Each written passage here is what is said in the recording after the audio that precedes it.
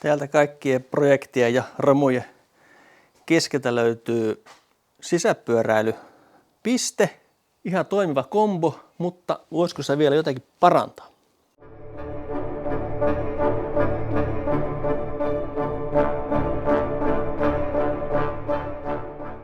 Tässä on siis vanha maantiepyörä, Garminin Tax Neo, mikä Flux 2, kun se nyt on. Joo, semmonen läppäri, näyttö, softana rouvy. Tässä on sitten katkaisija tolle lämmittimelle, koska täällä on talvella ihan tuunut kylmä, niin tuosta välillä saa sitten lämmittimet päälle. Tosin tuo on silloin toisinpäin, että se puhaltaa niinku selkään. Niin tässä pystyy vähän aikaa ajeleen. Semmonen kombo, täysin toimiva, mutta kuten nyt kaikki traineria ja kuntopyörää ajaneet tietää, niin tämähän ei niinku kropan alla myötäile yhtään. Ja näihin on sitten saatavilla niitä rockerplateja ja semmonen olisi nyt tässä ajatus tehdä. Niitä saa valmiita. Siihen saa myös rakennussarjoja. Saksassa on semmonen rockerplates.de verkkokauppa, jossa on ihan pätevän näköinen rakennussarja, mutta oli loppu. Ausverkauft, mutta niitä irtonippeleitä saa sitten ostettua sieltä rakennussarjasta nyt sitten, tai niiden nippeleiden lisäksi siinä rakennussarjassa ei ollut muuta kuin ne vaneerit. Jos ne vaneerit nyt löytyisi omasta takaa, niin saisi homman tehtyä. No mitä sieltä sitten ostin, niin tässä on paketti.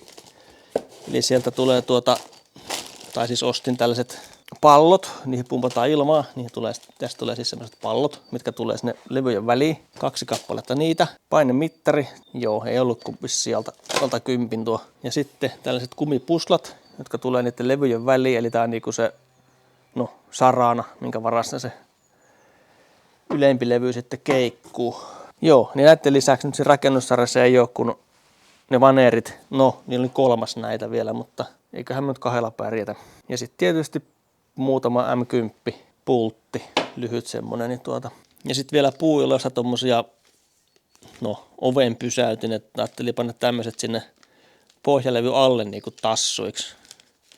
Nämä on aika kovaa kumia, mutta toi lattia kuitenkin ei ole ihan tasan. Niin jospa se auttaisi sitten siihen.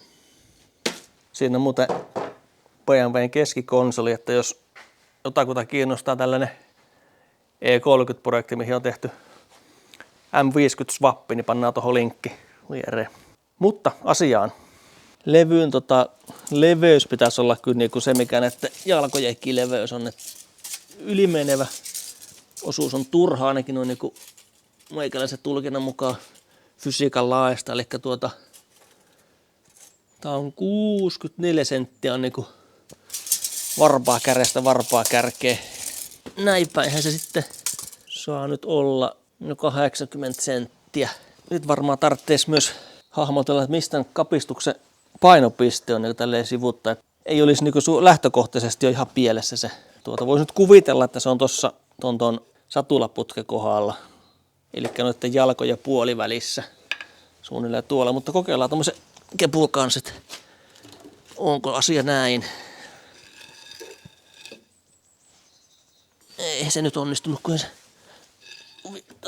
no nyt. Kaikki varpaat irti maasta. No nyt. No kyllä se aika tarkkaa tossa, eli tuon töpselikohdalla. No, kyllä se voi jo tulkita, että se on aika lähellä satulaputkea. Joo. Sitten mennään katsomaan, mitä tuolta käsivarastosta löytyy. Täällähän on varsin lupaavan näköinen vaneeri suikalle. Mitä minä sanoin? 64. Herregud. 64. Siitähän se tulisi. Ihmeiden aika ei ole ohi. Saako sen tuolta pois?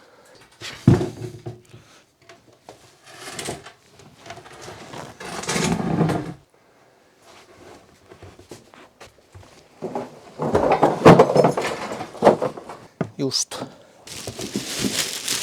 Ja siellä on muuten gravelpyörä talvisäällössä tuollaisen hissiavulla vedetty pois tieltä. Mitataan siitä sopivat pätkät ja leikataan pois. 64.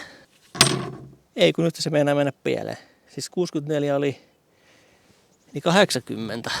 Heti meinas mennä pieleen. Nui. Ja sit katsotaan, ettei sahata tuohon jakkaraan.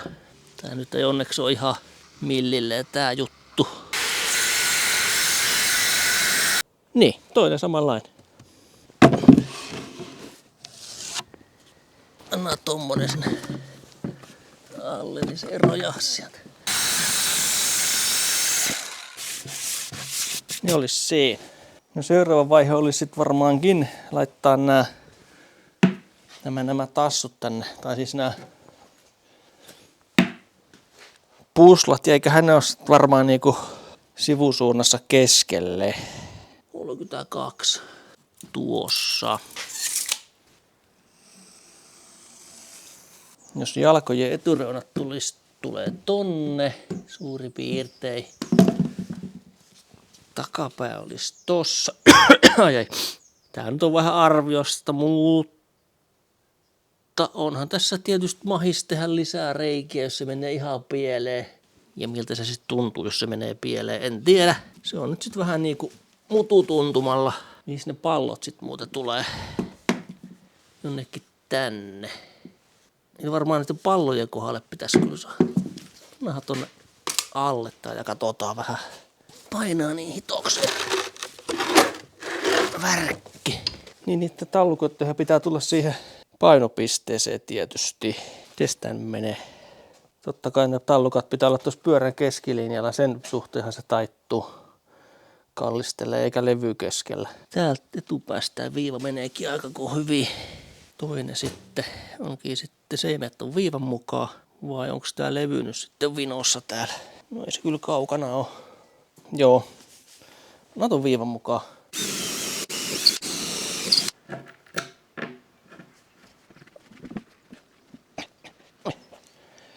Kestää.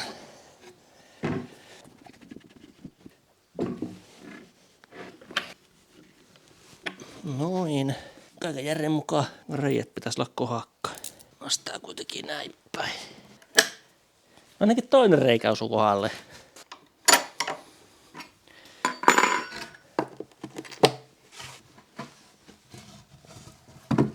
Kappis taisi mennä sekin. Noniin.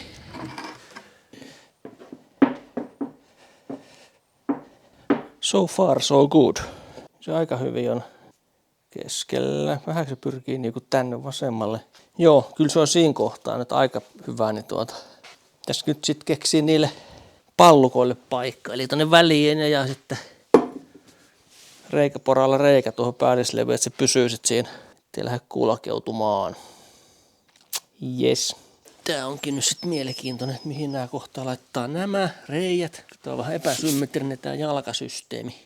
Mutta aina me tehdään niin, että laitamme ne puslien mukaan täällä niitten puoleen väliin. Joo. That's the plan. Eli nyt jos jollakin on hyvä, parempi mielipide, niin kertokaa ihmeessä. Jees, no. Tuohon laitetaan. Kerran se vaan kirpasi, eiköhän se nyt siihen vaan sääli on sairautta. Nyt samalle kohdalle. No sit tietysti kun tää saadaan nyt pysymään tässä paikallaan tää vekotin, niin ankkuroijat tehdään tämmöset palat tänne ja joka näihin jalkojen ympärille, että tää ei lähde tässä alustallansa liikkumaan.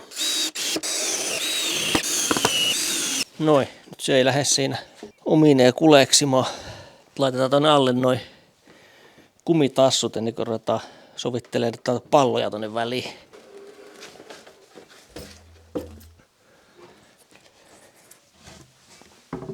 Nyt näitä tassuja tänne.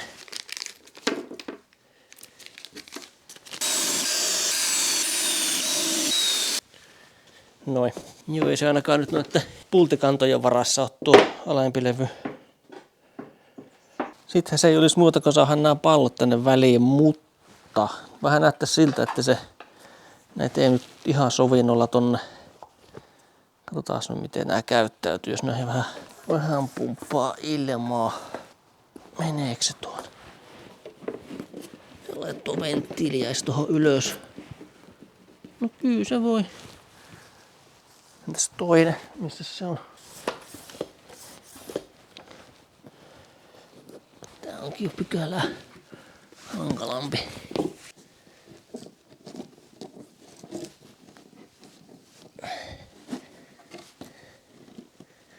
No.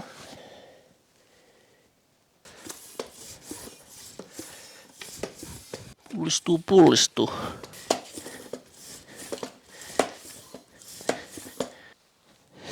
Ai hemmetti. Ihme vekotin. Ajatellen ihan kurttuu tää pallo, mutta reikä pitäisi varmaan olla isompi. Mutta ei kai se nyt haittaa, vaikka se on tolleen. Ei ole pullistunut täyteen mittaansa. Mitäs tää meidän hieno mittari sanoo? Pannaan nyt molempia saman verran. Oli se nyt mikä lukema hyvänsä. Vähän reilu 0,2. Itse asiassa ihan saman verran on tuolla toisessa. Otetaan sitten niin sanotusti kylmät tyypit. Juhu! No kyllähän se keinuu. Vähän tuonne vasempaa pyrkii kallistumaan. Sinne pitää panna kyllä vähän enemmän painetta. Ja tuohon keulaalle korotusta. No joo, pitää tuossa illemalla ottaa ihan kunnon testilenkki. Mutta mitä tää lysti nyt maksoi? Pallukat, puslat, toi mittari, ne tuli Saksasta. Se oli posteineen 62, 63, olisiko ollut. No jos pultit pitää ostaa, no ne on euron pari. Noi tassut tonne alle, ne oli varmaan jonkun pari euroa paketti, niitä on 3 pakettia. Niin kuin 70. No, se oli siinä, ei muuta. Muut materiaalit löytyi omista varastoista. Jos vaneri pitää ostaa, niin se on nykyään turkassa kallista. Mutta silti, jos se rakennussarja maksaa 200, jos tuon vanerin saa jostakin sellainen sopuhintaan, niin kyllä 100 tekee tämän homman. Ajetaan tuossa illemalla ajoja, sitten lisää kokemuksia. No sitten, kokeillaan. Ja kohteena Lake Zug, Sveitsissä. Ei muuta kuin menoksi.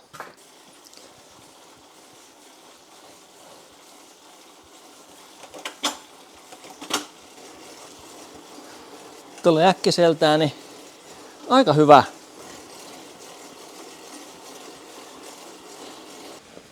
Pientä säätöä lennossa.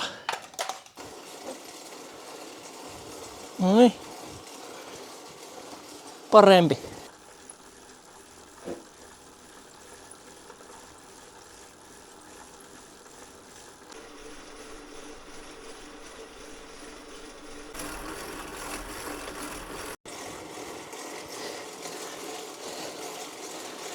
Hivenen toi hajalla oleva polvikierrukka haittaa tätä touhua, mutta ei voi mitään.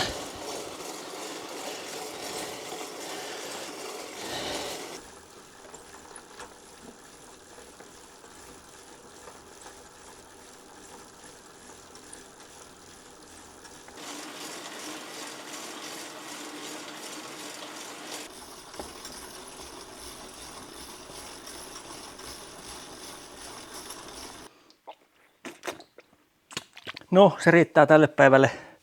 Siellä vielä ukko laskee itsekseen alamäkeen, mutta aika hyvä systeemi. Toi antaa periksi niin joka suuntaan, niin kuin myös ees taas suunnassa, niin ei käy ahtiri läheskään niin kovin kuin ihan niin kuin, ilman mitään niin kuin raakana. Yllättävän hyvä keksintö. Aika vähällä loppujen lopuksi syntyi. Ei ole mikään kaunis ole. Itse asiassa hälyttävän ruma. Loppujen lopuksi tämä meni jotenkin vähän vinoakin tämä koko systeemi tuohon levy päälle, mutta ei anneta sen häiritä. Ei mennyt täysin pieleen tämä homma ja itse asiassa tuli aika hyvä. Nyt kelpaa polkea.